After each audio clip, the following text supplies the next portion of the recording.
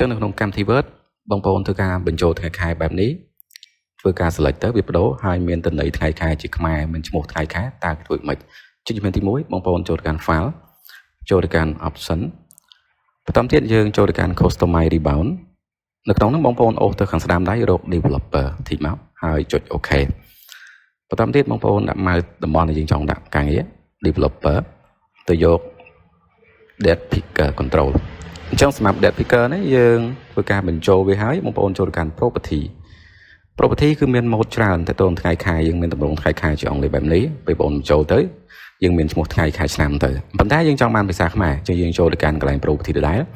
បងប្អូនពលាកន្លែង local យើងយកខ្មែរបន្តទៀតបងប្អូនរើស mode ណាមួយដែលយើងចង់បាន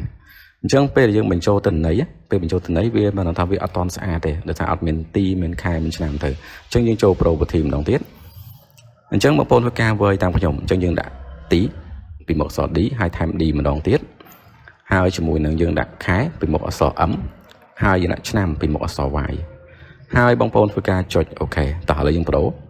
យើងឃើញថាតម្រងយើងគឺមានពេញលក្ខណៈប៉ុន្តែយើងមើលទៅកាន់ថ្ងៃខែរបស់យើងនេះ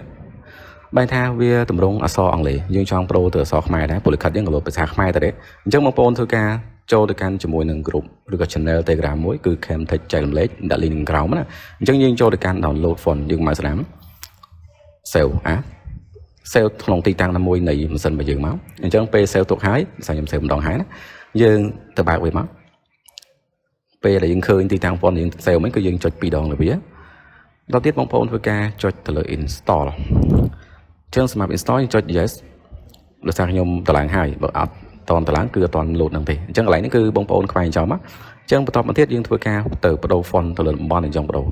អញ្ចឹងការនេះ font នេះខ្ញុំលើកតែខ្មែរឲ្យបាត់ដំបង K auto ណាអញ្ចឹងយើងធ្វើការពលាមកបើកាន់តែឃើញទាំងលើយើងរើសឬអត់ឃើញមកអូសទៅកាន់ជាមួយកន្លែង font របស់យើងមកអញ្ចឹងយើងឃើញ font របស់យើងហើយអូខេចានេះគឺពេលបដូរ font ហើយគឺជាមួយនឹងទម្រង់របស់យើងគឺចេញខ្មែរទាំងអស់ហើយអញ្ចឹងវាស្អាតឬក៏សមសួនទាំងអស់តែម្ដងបដូរថ្ងៃខែមកយើងរើសថ្ងៃខែមួយណាក៏បានអានោះវាអូតូជួយអញនិយាយថាវាជំនួយការចុចរបស់យើងបានដែរ